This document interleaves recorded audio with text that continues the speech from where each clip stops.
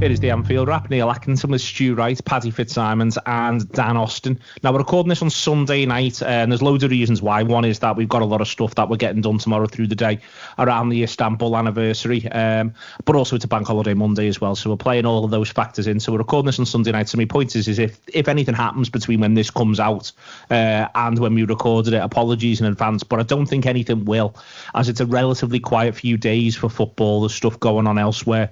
Wednesday, Thursday is when there's the next Premier League meetings, and that's when I'd next expect there to be some news and some progress, and we're going to talk about the framework for those meetings as this show wears on. But the first thing it is as well is it is the anniversary of Istanbul and Rome in 77. There's loads on the Anfield Wrap from this today, but I did say to you all on the agenda that Istanbul marks the anniversary of the apex of the European Cup, football's greatest prize, being called Old Big Ears. So just very quickly, if you've got any suggestions for shittest football nicknames of all time, it takes them to beat Old Big Ears for the European Cup, but you feel free to hit me with them. Paddy Fitzsimons, you got anything? I had a few. I always think back to like when you read the papers as a kid, and Gerrard is always referred to as Gerro for some unknown reason, despite the fact that no one had ever called him Gerro at the match anywhere in Liverpool. Another one was, I always used to think it was funny how, I think it was maybe Torres or Owen, when I was a kid, whenever they get an injury, it'd always be Cop Croc. Who's ever said someone was crocked? You would never say to someone like, oh yeah, it wouldn't sign him, he's crocked all the time, but the papers used to say that. And then a few more I used to think, when I used to read the forums as a kid, when Chelsea were referred to as Chelsea, but with like the dollar sign as the S. There's a strong line in this. Yeah, even as a kid, I used to think, that just looks funny to me. And when Man United were like manure, like manure, I never used to like that either. I used to think, that, come on, like, we're all adults here, like, why are we doing this? This just looks weird. Call them by their names. Dan Austin, what shittest nicknames in football? Can you beat Old Big Ears? It's the European Cup, for God's sake. I love the grand old lady. I love the grand old lady as well. I won't have a word said against it. She only ever comes up when she's rocking. No other verb describes her whatsoever. She can't be sat down or anything like that. She's always rocking. One that always used to annoy me, I think it was Solskjaer, but I think I've heard it about other people as well, is baby-faced assassin. As though, like, occasionally knocking one in, well, like every 2 months knocking one in from 6 yards out is the equivalent of murder on the football pitch. It's just really melodramatic and shit. Yeah, I think it stems from marksman, and I'm sort of all right with marksman. Ian Rush was often a marksman, but it's coming to something when we're, I agree with you, yeah, it's now full-on assassination from marksmen. All right, Stu, any terrible nicknames? No, not really. But actually, when I saw this question, I thought that the constraints were specifically around football trophies. So no. I've been listing researching all kinds of trophies and judging them, like with harshly aesthetically, investigating like what the Simod Cup looked like and all that. I can never get past the old Cannon League First Division trophy, and I feel like there was an opportunity missed there. There should have been some kind of phallic-related nickname devoted to that one, even just on the terraces. So I think that was one that was missed. Okay, excellent stuff. Yep, so on Old Big Ears, then 15 years on. I mean, first of all, your memories of it all, because there is this feeling with that one, with Istanbul, and the fact that Rome falls the same day. I think at the time, Dan, everyone sort of felt, oh, well, Istanbul changes everything. But I just don't sort of think it did. It was a European Cup run that went on for months. Liverpool were on the telly a lot. Anfield was great, against Juventus and against Chelsea. And I think that people, if there's new people coming to the idea of supporting Liverpool Football Club, it's as much off that. And then the fact that obviously they go on and win it. But, it's not as if, for instance, Liverpool changed the whole transfer policy or the club was suddenly challenging for titles in the next 3 seasons.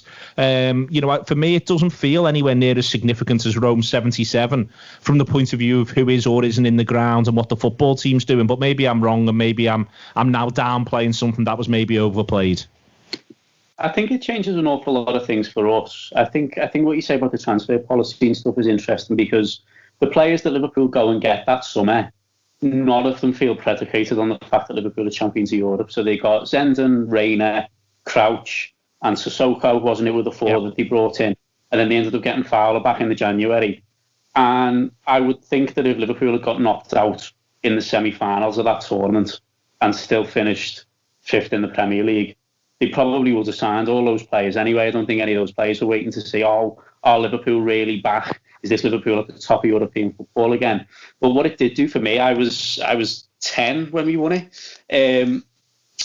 And I'm sure it's the same for an awful lot of people who weren't old enough to appreciate when Liverpool were winning the European Cup in the 70s and 80s. It just sort of taught me that Liverpool could be the best team in Europe, even if they weren't literally. And I think even, as a 10-year-old, I was aware of that. We all sort of knew that Jimmy Traoré wasn't going to get in the Juventus side when we played them or anything like that. We knew that Liverpool had done that against all odds and everything. But the fact that they had ownership of the best trophy that they possibly could in football just felt massive, because growing up, the first sort of games of football that I remember was watching those finals in the treble season, and not necessarily really getting it because I think I would have been 5 or 6 then.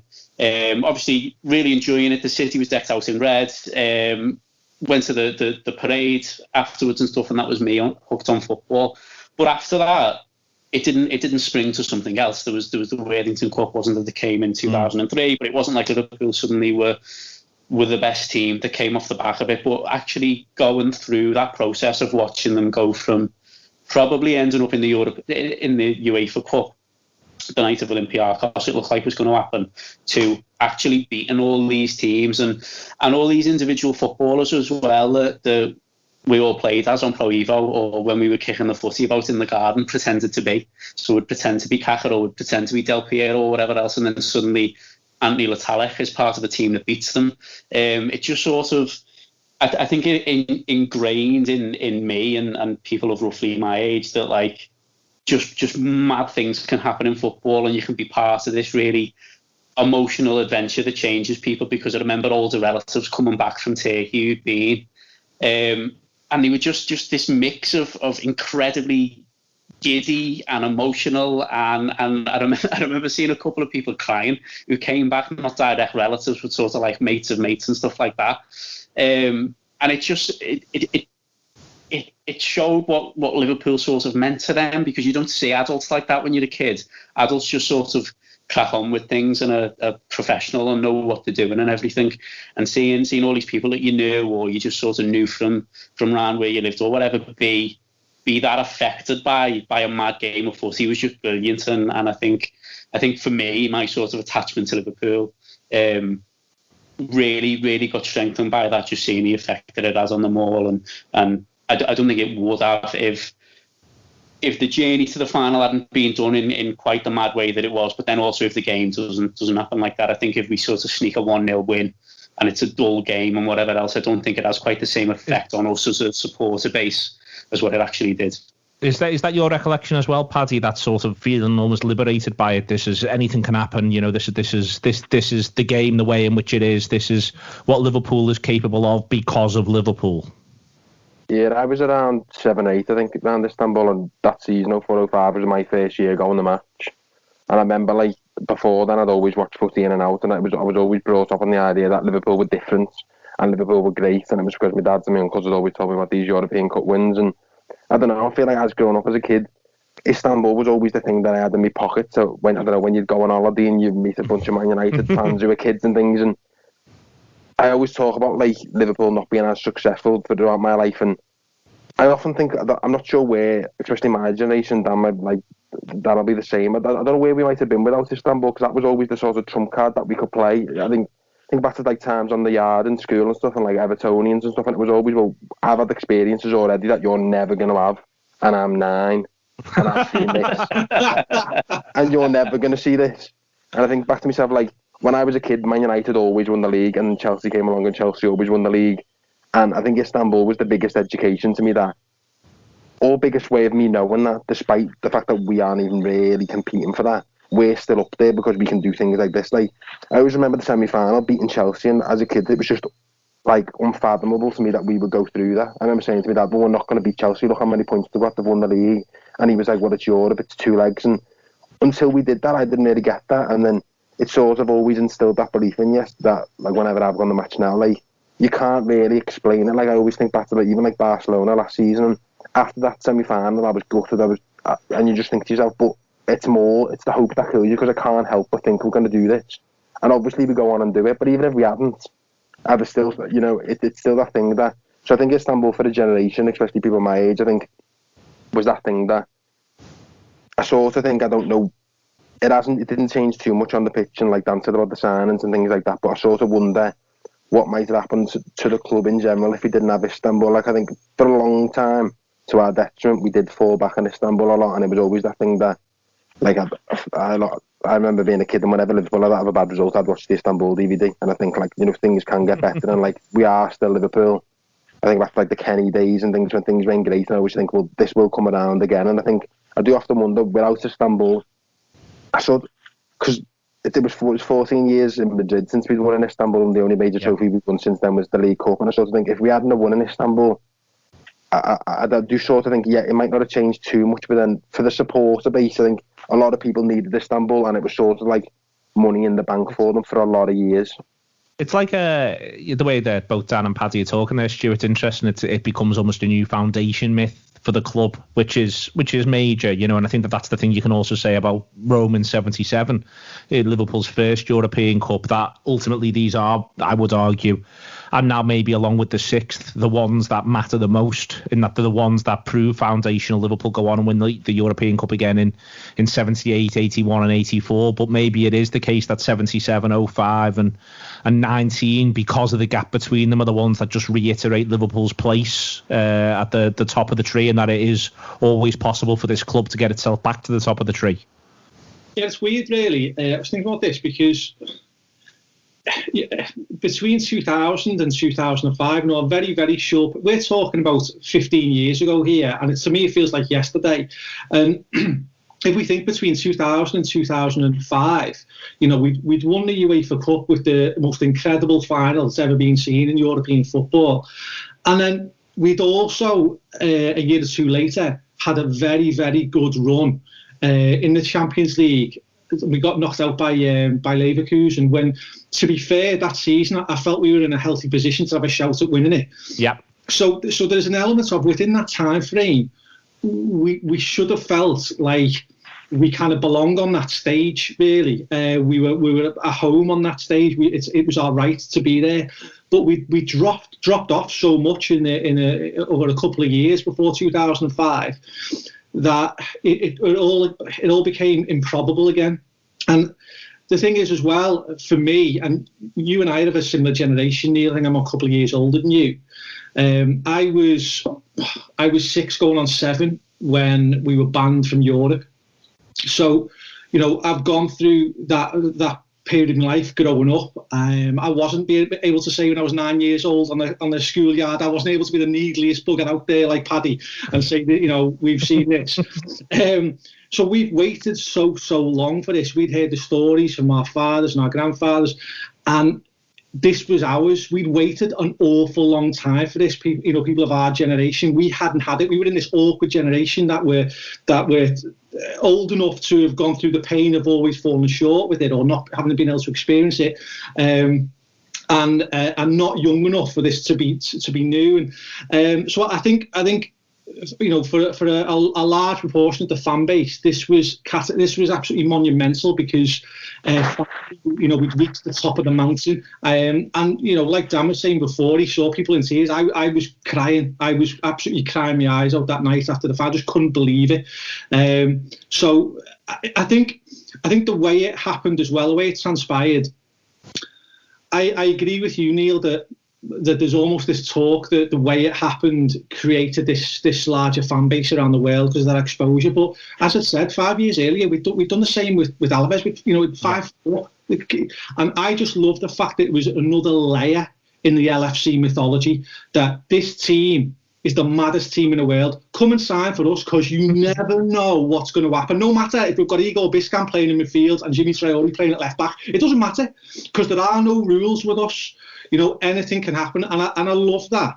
And I don't think that season, as Dan was saying, I don't think that the transfers that came after that summer were anything that were completely shaped by winning the European Cup. I think, if anything, the signing that we made that almost had the glamour of a Champions League winning team. We'd already made it. Morientes was already on the books, just unable to play. He felt like a transformational signing, but it never turned quite out like that, did it really? So just last little thing on it really is the romance stuff, Dan, as Stu sort of said there. I think it does. If there's one thing Istanbul does do, which Roman 77 doesn't, Roman 77 I think puts Liverpool in that pantheon of European clubs. They go on and dominate, winning, as I said before, they end up getting 4 in 9 years, and that's about as dominant as anyone's been in the competition, if you discount the early days when they just used to give it to Real Madrid. There is something where I think it does this, along with Alaves, along with other little bits and pieces of the story, do just end with this idea that Liverpool are the romantic of the big clubs. They are the romantic club, them and Barcelona, and I think it's a strange thing. It's something that, at times I think you can, again, trade on too much. At times you don't have to think about too much. When you're trying to be as dominant as we want to be at the minute, there's a weird way in which romance doesn't entirely cut it. But even now, even at the minute, we're able to see that as well, when the first league title for 30 years is cut short in these tragic circumstances. They'll obviously, hopefully, coming back soon. But I think that's the other thing that Istanbul does, doesn't it? I think it sends sort of this strange message, as Stu says, to all of Europe, that Liverpool, even when they're not actually present, are always just about to be present. They're always just about to be a big romance, a big story.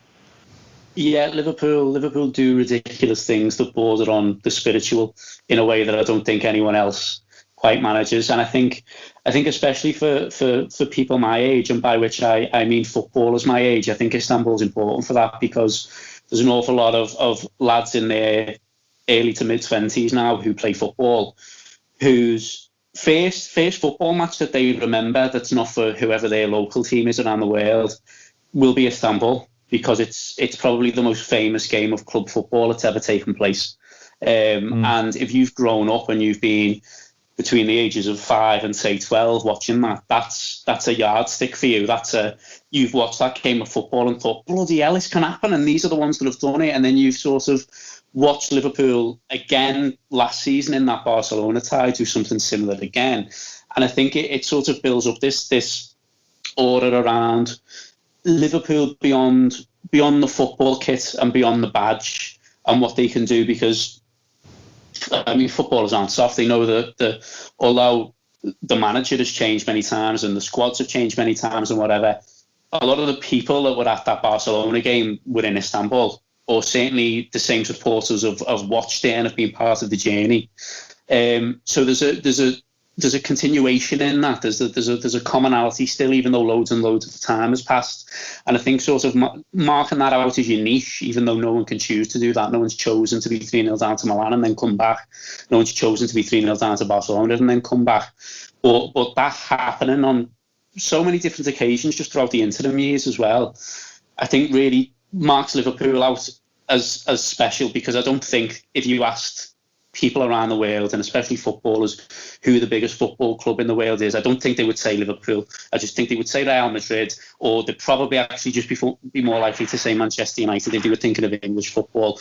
But if you ask them who the one whose games they enjoy watching the most, or the fan base that they think cares the most, or the team that they admired the most when they were growing up, the one that they feel some kind of actual affinity to, even if they didn't actively support them when they were a kid, I think they would say Liverpool, and an awful lot of it is because of that one individual game of footy that it's just so incredible in its own right, and then the stuff that happens afterwards. I just think it defines an awful lot of periods in people's lives, depending on how old they are, but especially for people who are active in the football industry now as players or as whatever else. That game is the absolute pinnacle, and I'm not sure that it will ever be beaten in terms of the romance of it, as you say. I think when you could then sort of add on things like recent European stuff, Paddy, as well. I'm going to mention Havertz. I'm going to mention Timo Werner, who I believe is on the verge of putting adverts out in the Echo to see if he can move to Anfield. There is a thing here, isn't there, which is, if you're able to sort of combine Liverpool this sort of mythological force, as Dan talks about, and then you're able to think of Liverpool as the side that has won 27 out of 29 league games before football ceased for a period this season. You can exactly see why, for instance, Timo Werner is on the verge of getting that advert in the Echo. This is the thing that he's sort of in it for, and it's finally, it's taken a bit of time, but we've sort of put all the pieces together at the minute. Yeah, all the noises you're hearing is that he's got his heart set on coming, and I think a point that Stu mentioned before about players seeing Istanbul and wanting to sign, I think when you mentioned Werner then and why he is so keen to join, I remember thinking, although you mentioned before about Istanbul not changing too much, I do often wonder, would the likes of Torres, Mascherano and the likes, their big selling point at the time was, listen, we just won the European Cup in Istanbul in 2005, and as Dan said, they were players of a certain age that were young players at the time, and seeing this and choosing where they want to spend the prime years of their career. So I think there's a lot of similarities there with the likes of Werner. I'm sure the league run this season, the 27 out of 29, played a massive part in his decision there. But seeing Liverpool win the European Cup last summer will be huge, and him being so keen to go, listen, I want more of that. This Liverpool when I was a little kid did Istanbul and went on Bosch runs and were always there or thereabouts in the Champions League. Then they went quiet for a couple of years, but as I'm starting to come into the peak years of my career, they're the club where anything can happen. They're the club where I can win European Cups, win league titles, and also be part of something that is a bit different, because it's something that some people talk about, where players do go to Bayern Munich and Man City, for example, even in our league, and you do wonder, like, Kevin De Bruyne's brilliant and he's won league titles and he's doing amazing stuff, but is anyone that bothered? Players go to Bayern Munich and have great careers, but is anyone that bothered? Whereas at Liverpool, you can almost achieve less, but be a part of something where your name's going to be in history forever, and every little thing that you do will be under a microscope. But for the good and bad, if you're not great at Liverpool, it's a bad thing. But if you're great at Liverpool, you're going to be hailed and everyone's going to love you. And it's always that possibility, listen, you can achieve something amazing here. I think that's part of Werner's decision at the minute, and why, despite hearing the links of other clubs, and every article seems to mention other clubs that are after him and are trying to offer him this and that, he does see him, from what you hear, so dead on set that he wants to join Liverpool. There or thereabouts, Paddy says there about Liverpool, Stu, and just to before we get into where we're up to in terms of football coming back, I'm really intrigued by there or thereabouts. Benitez wins it in Istanbul. 2 seasons later in Athens, Liverpool don't win it, but they make the final. That's there or thereabouts. A couple of seasons after that, they have a run towards the title, and they continually qualify for the Champions League in that period, quarterfinals and semi-finals. And I think that this Liverpool side's the first one since then who, we expect when football returns for Liverpool to conclude to wrap this title victory up, and it'll be amazing. It will be amazing. But I think the thing that we also expect is, for the first time really in a while, Liverpool to be there or thereabouts for the next 3 or 4. Not that they'll win the next 3 or 4. I don't think anyone sat round sort of saying that's definitely going to happen. And there's so many variables now with the way the world is. But you'd be surprised, wouldn't you, if in any European competition, in any, this is a side that's only lost 1 game over 2 legs in Europe since Jurgen Klopp's come in, and now in the league post 90-point seasons realistically back to back. This is a Liverpool side who very much said they will just be there or thereabouts. Yeah, but I'm always, listen, I've got every confidence in the infrastructure behind the team now. Everything looks really great at the club. The odd little PR blunder aside, things look in a very strong position for us to continue to move forward. But I'm always just a little bit cautious, because I just remember after the Athens final, I was walking out to the pub that I'd watched it in with a couple of the lads, and I was with the girl I was seeing at the time as well, and she was trying to console me, and I'm vividly saying to her, I'm all right, I'm devastated, but I'm all right, because we'll get there again. I had so much confidence in Rafa and that team to get there twice in 3 years. As you say, we put a sustained title run in a year or 2 after that as well. You felt that Rafa's nous in Europe, he was a tactical genius, and you felt like it was just a matter of time before we get there again. We were imperious in Europe. We were absolutely tremendous for a period of time there. So we look how that worked out. We were waiting for a long time before we were back in a European Cup final again. So I've kind of like disciplined myself now to enjoy the moment, not take anything for granted in the future. But, all that said, everything does look reasonably rosy in the garden for the future, global pandemics aside. On the global pandemics and where we're up to, I say loads of stuff on Istanbul, especially bits and pieces on Rome as well, but loads of stuff on Istanbul on the Anfield app today, both audio and video. Go right the way through. If you haven't downloaded the app, download it. You can see stuff on there, and you can use the tokens if you're downloading it for the first time. Lots of excellent stuff. Paco Ayastran for certain in there as well. Really interesting thing about the Istanbul music stuff that was put on before the game that John Gibbons has worked on and pulled together, and we may well have an interview from someone who was involved in Liverpool's 18 that day. I'm sort of couching this like it's some sort of massive surprise. It's not about that. It's just sometimes things fall through and it's getting done tomorrow, and sometimes things don't come through quite as you think they will. But hopefully that'll be there for us. Talking about the way we are now, there's been another spate of tests in the Premier League, this time 2 positives. A Bournemouth player is one of them. I think it's right that where, there's the option of anonymity first and foremost, Stu. But it's only 2 more tests, and there's been another set of tests in the Championship as well. The numbers of positive cases are dropping, and they're dropping from a pretty low starting point as well. It does seem as though, Stu, English football, the top 2 divisions are getting there. I think there is you're beginning to reach the point of an expectation of the Premier League football restarting in the next 4 to 6 weeks, rather than a hope or an ideal.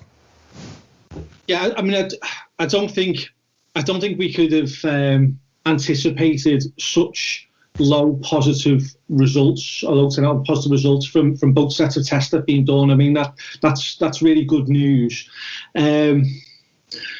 But I think we're all going to be living on our nerves, aren't we? We're going to be living on our nerves till we get over the line with this. And, so far, they've not had full contact training. So, we want to see what it's like after that. We want to see what it's like after the first week of matches.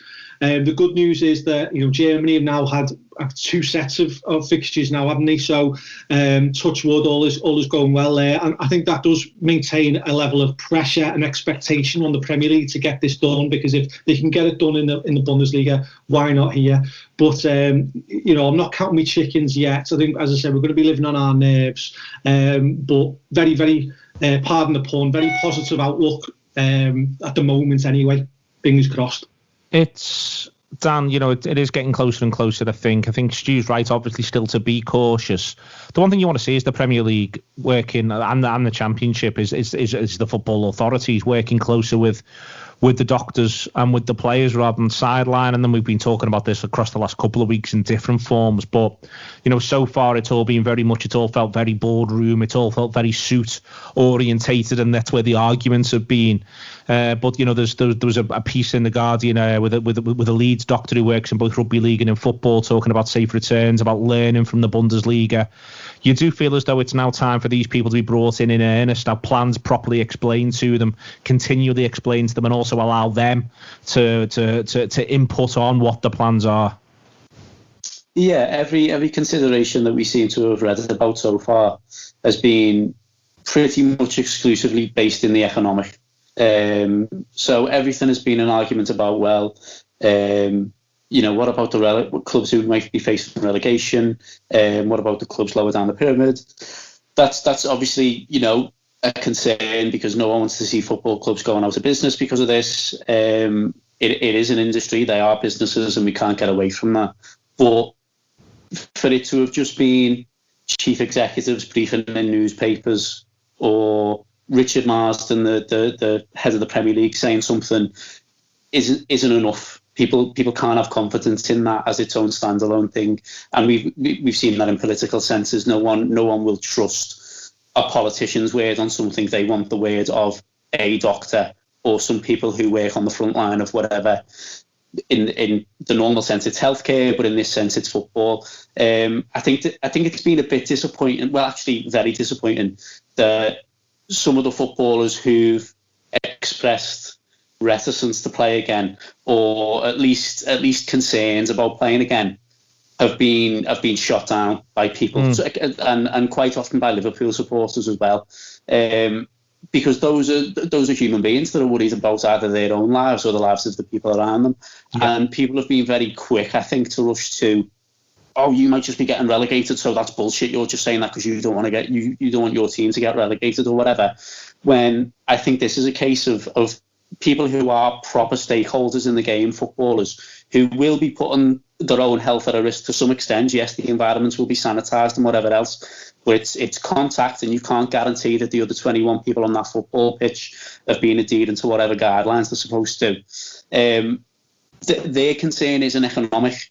Their concern isn't the same concern as the chief executive of their football club. So they might say a similar thing, but they're saying it for a very, very different reason. That's more personal, that's more individual. So I think as the conversation becomes more nuanced, and as the doctors maybe speak more and the players speak more and the football authorities maybe themselves speak a bit more in a way that's not economic, I think supporters need to understand the nuances of that as well, and that not everyone might be instantly on the same page, because not everyone just wants to get the season done for the economic reasons. Just to come back to you on that straight away, Dan, it's really interesting to me today. There was an extended interview with Tom Cleverley, who plays for Watford, and Tom's really excited. He's looking forward to getting back. He wants to, he's trying to lift the mood. He wants to see Watford pull away from the relegation places. He's accepting that this is the direction of travel, but he simultaneously is able to say, but I can understand why Troy's saying what Troy's saying, and Troy's got his reasons. And it's interesting to me, this is Tom Cleverley. He's a senior player at Watford, but he's not as captain. We know how important Deeney is to Watford,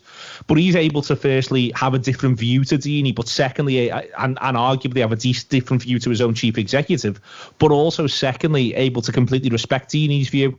And I don't quite understand why that appears to be a little bit beyond football supporters, many of us who are all sort of workers who are going to have to at some point go back out, if we haven't already, into the environment and deal with it. And to me it's interesting that Tom Cleverley is able to do it, so why can't everyone else? Absolutely, we treat football teams as a homogenous thing an awful lot. We talk about the squad, the dressing room, all trying to do this one thing, all believe in this thing, whatever else. They've all turned against them, whatever.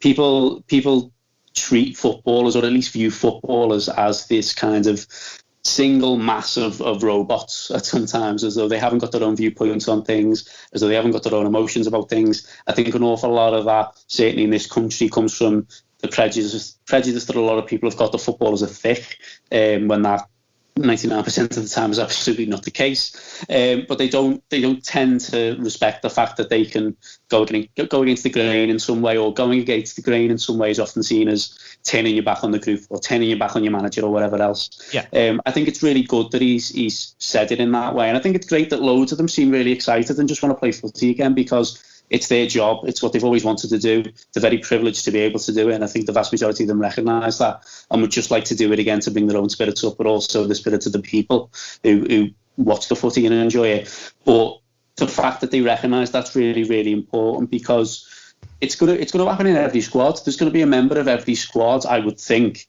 who either has asthma themselves or something, or lives with a relative who might do, and they've got to make a decision for themselves that's not on the basis of, well, what's my responsibility to the sport of football, or what's my responsibility to the Premier League, or anything like that. They have to think about what their responsibility to their partner is, or their mother, or themselves and their own health, because we all have to make those decisions. It's happening now, where certainly in the UK we're in this sort of period where it's still locked down, but it's not really locked down, and different people are doing different things, and everyone is making their own individual choice of what they do based on what they feel. So I, for example, am a person with an autoimmune condition, so I am very reticent to do anything beyond being pretty much isolated from everybody, to a reasonable extent anyway, beyond people who I live in the household with.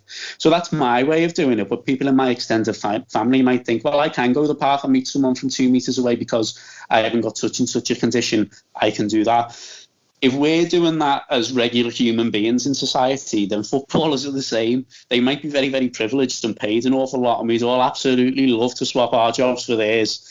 But they're still facing the same very basic human choices that we do. And no matter what any of them do, it's it has to be respected, and it might well be the case that when the footy is meant to be coming back, a Liverpool player says, you know what, I'm not taking part in this, and every single one of us should respect that person's choices, whoever it is. And it goes for every other football club as well. People will take their choices based on what they think is best for their circumstances, and the fact that you know it might disrupt plans for playing out the rest of the season is frankly secondary. Neil, can I just follow up on something Dan said? Of course you can, Stu. It's it's only just dawned on me really. I've got a bizarrely parallel take on this. You know, obviously I work in education, and it's not very often in my life I've ever been able to say that there's a parallel between Premier League footballers and school teachers. But both you know, members of society there are having their fate outlined before them. You know, they're being told to go back to work actually at a similar time frame. I work in a primary school, and you know, a lot of the staff who work for me are younger staff with young families, you know, similar age to you know many Premier League footballers and the families that they'll have. And you know, as Dan was saying there, you know, there's a lot of footballers who are excited about going back, as there are a lot of school teachers who are looking forward to it and actually just want to break the monotony, that they've got to trust in what's being said in the guidance. But there are others, many others as well, who've got conditions or actually just anxious actually about stepping back out into society and putting themselves at risk. And I think, you know, we do have to respect that, because it's very clear to me in this position that I'm in personally at the moment, where I'm studying guidance day to day. It's very clear to me that there is no right or wrong here. There's no right answer. The science isn't strong enough to absolutely 100% reassure anyone. So I think there is an element of respecting people's personal choice, isn't there? And you know, oversimplifying things down to Premier League relegation or economic reasons really does risk insulting people and their sensibilities. Paddy, it is important, isn't it, that there is an acceptance that different parts of both Premier League and Championship are going to have different reactions to the decisions made in a really basic way to bring it back into the boardrooms. Tranmere feel as though being relegated on points per game when there's playoffs going on is really, really harsh. Lyon are urging Macron to reconsider over having chosen to end the French league. That's at the very highest level of the corporate decision making. But at the level of the people turning up to work, to go and train, to go and do the day to day, there are going to be different people are going to have different motivations, different wants, different needs, and they're going to have to be respected both on the level by people running the clubs, for us Jurgen Klopp, but also by supporters as well. We are going to have to be able to say it's all right. We don't have to be offended by opinions we don't agree with. No, I think it all comes down to communication. I think the point that Dan made before about the economic side isn't really going to bother Premier League footballers that much. I completely agree, because listen, if Watford go down, Troy Deeney is the example everyone's really been using. He's took a lot of stick. Troy Deeney will be all right. Wolves will sign him, Leicester will sign him. He's not basing his decision off the idea that, listen, if we go down, I'm gonna be done for life. I'm not gonna have a job. And I think your point about the boardroom level, I think that was at the beginning, that did frustrate a lot of people, that it did seem to be economically driven and things. But I think now, when you referenced the Guardian article before about the club doctors were speaking in group chats and WhatsApp groups, I think that's all part of trying to make people feel as comfortable as possible. Listen, I've been and worked throughout all of this, and when I knew I was working through it, I wanted to know what PPE I'd be given, how it was safe. So, like Dan said, that's not going to change for a Premier League footballer. I think the likes of Tranmere on points per game and things, I think it is really difficult, because we're having discussions now about the richest and most wealthy clubs at that Premier League level having difficulties, and they've got the funds and resources to be able to test it twice a week, and I think it was something mad, like over 1,000 tests have been carried out in the Championship and things, and you do sort of wonder how League One and League Two are ever going to be able to get that done. Never mind play the games and things, but you do look at the likes of Tranmere and wonder, with them being so close to playoff places, and if it goes down to points per game, they might not necessarily reap them rewards. And it's such a fine line with like sides like that because. Well, Tranmere, it puts them down, Paddy. So Tranmere's point is that the 3 points off, safety, and they've got a game in hand. But points per game puts them down because they haven't been in a great place. But then they're able to argue that at this stage last season, 3 of the 4 sides that eventually went down weren't even in the relegation places at this time. And it is harsh for them, isn't it? Whatever happens there, it does feel as though they're going to be punished outside of their own control. Yeah, how often have you seen the last few years you hear about a team coming up, whether that be through League One or the Championship, where they were bottom at Christmas and then they got a new manager and went on a run, and then football's momentum's huge in football, and we know that from being Liverpool supporters. If you get something good going, the fans get on board, the players can buy into what's going on, and then you never know where it takes you. My concern with points per game, and it wasn't a concern if it was, I mean, it's still a possibility in the Premier League, we'll be alright, but my concern's always been with it is that it potentially punishes the sides that were ambitious or had things going in their favour, whereas the sides that look like they were going to be on the verge or something. Well, it's easy to say, "Oh, listen," but as with anything in the situation we're in, there's no easy answers for it. And I do feel for them sides, but I do wonder, with question marks still over the Premier League and the Championship, how anything that does get going in League 1 and 2. Yeah, there are fewer and fewer impediments, though, getting the season done, Stu. It does now appear to be a question of when, not if. As you said before, you can be and ahhing about that. The other thing as well is that seeing the photographs of our lads back in training kits and little bits and pieces of video, it genuinely has warmed the cockles of the heart. I've actually been surprised that normally I'd like to think I'm pretty hardened to this sort of thing, and I just sort of shrug off a little bit of social.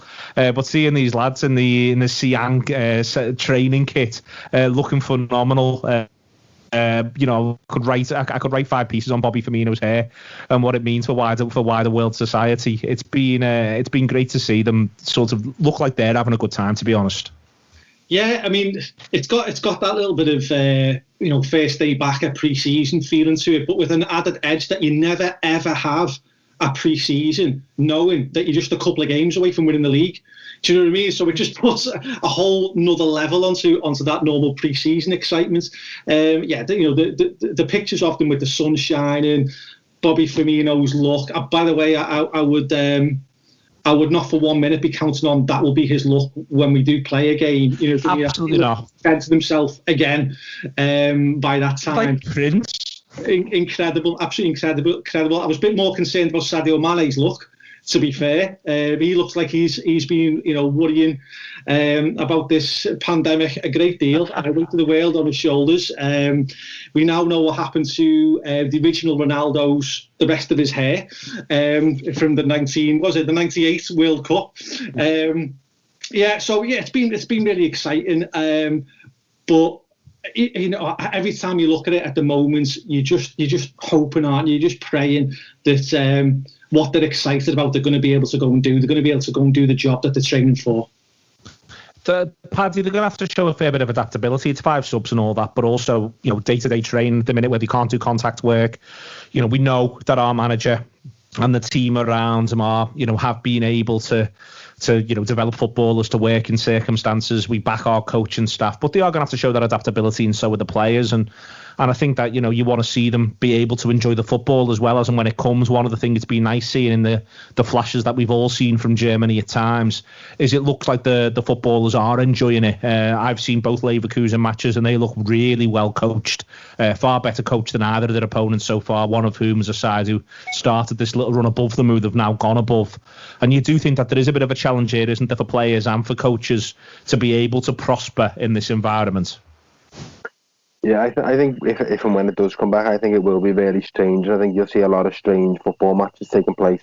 I think with us, I think what might be a bit different is you might see, I don't know if cut loose is the term, but you might see a bit more freedom, or just like you said before about enjoying yourself. I think the players will be that keen to get going again, and you're playing sides that might not necessarily be as well drilled as Liverpool. I think you might see a more, I mean, it's hard to say more attacking or more exciting Liverpool when we've won 27 out of 29 games, but the sense that I think Sadio Mane is going to be desperate to score a goal, Mo Salah is going to be desperate to score a goal, Firmino will be desperate to score a goal. I think you might see players, so I don't know, take a few more chances, or I think cut loose a bit more. And I think I'm interested to see sides like, I wouldn't necessarily watch a Wolves-Bournemouth game before this, but I'd be really interested to see what that game looks like because of this. because I think you're going to see little things. Like, I'm not sure how many teams have trained today, but I know Liverpool have been in over the weekend because, I mean, the argument would be why not? You've had that much time off. I'm sure the players are desperate to train every day. And I sort of wonder with some sides, how much are they focusing on coaching, or is it just the fitness thing? I'd like to think Liverpool, with these like training plans that the players were given, and how well drilled, and we all know the target. I'd like to think our players have kept as fit as possible through all this. But there's an argument that some sides and some players might not have. They might have had other concerns, or I suppose it just is hard at home sticking to that level of fitness and sticking to a regime that someone's printed you off in March when no one knew what was going to happen here, and said, like, do this for however many weeks. So I think it will be interesting to see. I think from bits I've seen in the Bundesliga, it looks similar to what it might have, but then maybe we just haven't seen footy for that long that we forgot what players are like and what teams do play like. So I think we'll notice it more if and hopefully when the Premier League does come round, that you might be like, oh, hang on, Wolves don't normally play like this. What have they been up to in these little training sessions, or they've changed the strategy? So I think it would be interesting to see. But I think for the players, I think they'll be that keen to get playing again. I think you'll see a lot of players taking chances, a lot of players just being made up to be back out there. I think that one of the things that could happen for Liverpool if they get the results they need, or if the results come from elsewhere that they need, Dan. But the other thing that is going to happen, it's going to happen in Germany, it's going to happen here, is there's actually the other thing about this run of games, as and when it does recommence, is you get an increase in dead rubbers. As you always do towards the end of any season, there's more and more games with less and less riding on it. And I do wonder, with the sun beaten down, with it all being a little bit strange, with it still having a little bit of novelty factor, if you might see, as Paddy says, you might see a few more games where the primary function from some players may well be just to entertain in a way that we've not lost from football, because I think that misses out the fact that so much football is actually in general entertaining, but which, maybe you don't quite feel the same way when you get to mid-April, but you've played relentlessly for 9 months. I do wonder if there will be a little bit like watching Peru in the World Cup, where all of a sudden someone just decides, well, we'll just do this for 15, 20 minutes. What do you think? I'm bang up for it just basically becoming a game of FIFA Street. I think what's interesting is that, like, the vast majority of players who are playing in the Premier League are non-English, non-British, certainly at the top clubs anyway. And an awful lot of them will be speaking to their mates, either of the same nationality or who they met playing for other clubs or whatever, who are already playing in Germany, or who have got a start date in Spain or whatever. And I'm sure that they're watching a load of them games, and I'm sure that just talking to a lad that they might have played with 3 years ago or whatever, just sending them a text about it and whatever, is making them more and more excited for it, because that was happening in any walk of life, but especially something as public facing as football. And I think they'll all kind of be aware, and I think there's stuff to do with the NHS fundraising that it sounded like Henderson led on, and all the captains were active in, is a part of it. I think they'll all feel like they've got a sort of social responsibility with it in a way that they don't have usually. So usually they're there to, yes, entertain their own crowds, make their own fans happy, put in place whatever work the staff behind the scenes want them to put in, and win for themselves and win for the people that support that football team. But it goes a bit beyond that now, in that they all know that everyone's going through a difficult period.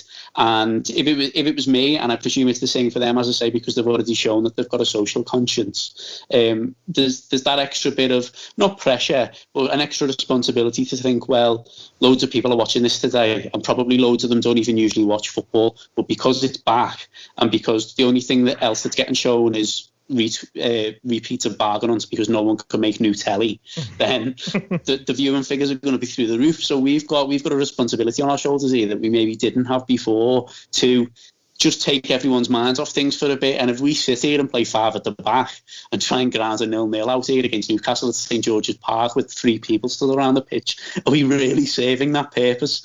It's again, that will all be down to a personal choice on what the managers think about what their responsibility is. But I reckon that not at the start of the period, because I think there'll be a load of trying to get back to mental and physical fitness. But I think if, and it's a really big if in my opinion, if they're able to actually start and continue and finish all of the fixtures, then I think towards the end, once everyone's places are pretty much settled, bar the argument over maybe the final relegation spot, then I think you will see, especially the mid-table sides, maybe just think, well, let's have a bit of a laugh with it, because why not? I think they'll all have got a bit more a bit more understanding of just what a laugh it is to do their job, basically. I think the vast majority of them really appreciate the fact that they're privileged to do it anyway. But I think the sheer fun of it being taken away from them for 2 months, because even in pre-season, like, they're in touch more. They can have a kick-out on the beach with the kids and other people around them or whatever else. Football never really leaves them like it has done to the extent that it has in the past 2 months. I think that will have made a bit more of a mark on them than a normal pre-season on just how much fun it is, not just for them but for all the people watching as well. So I would hope that they let the very long lockdown hair down a little bit once they get back. Go on, Stu, last word. Yeah, the manager's been brilliant with this. I mean, the manager's conducted himself with class, as you'd expect, throughout the crisis. But he planted a little seed last week in the players' heads, because I think there is a danger that they could have a lot of dead rubbers. The lack of energy in the ground with no fans there and stuff, and the players themselves could be a bit underwhelmed, because after what they've worked so hard for so long, is to win this trophy in front of their fans and have that taken away. But the manager said to them, didn't he, this week, that when they all started playing football, there were no fans there, or certainly, it wasn't 30, 40, 50,000 people there. They were playing in parks, and already you can see what he's doing. You can see the psychological line he's going with of get back to that original love of the game. Go out there and express yourselves, enjoy it. Remember how you fell in love with this game of football and go and express yourselves. And I think that's absolutely magic. It just shows you what he is all about as a manager already. Okay, I'll tell you what, I'm psyched up for it now. Thank you very much to Paddy Fitzsimons, to Dan Austin, and to Stu Wright for very much whetting the appetite. Looking back to Istanbul and looking forward to this. Loads of stuff on tour play, you know the drill by now. We'll be doing Hot Mic on Bayern Munich versus Dortmund. We'll also be doing it on Istanbul. So Istanbul on Monday night, Monday the 25th, obviously. We're doing it in 3 different segments. I've got the short straw. I'm on the first half. But, me and Ben Jono will have a laugh through the first half. And then we pass over second half. It looks as though it'll be Gareth Roberts and Adam Melia, and then we'll be closing with John Gibbons and Neil Docking. I just can't wait for Neil Docking to get stuck in to these Milanese pricks. And on Tuesday we will be doing Bayern versus Dortmund, or Dortmund versus Bayern. Not that home and away matters that much anymore. That has taken place. It's a brilliantly timed 5:30 kickoff in the UK. Bayern versus Dortmund 5:30. So I reckon we can all be drinking from 5 p.m. and it's allowed on the 26th of May on the Tuesday. So tune in for that as well. Download the app off Hot Mic, use the code Anfield Wrap, and it'll all work for you. Thanks to Paddy, thanks to Dan, thanks to Stu. It's been the Anfield Wrap this week. Take it easy.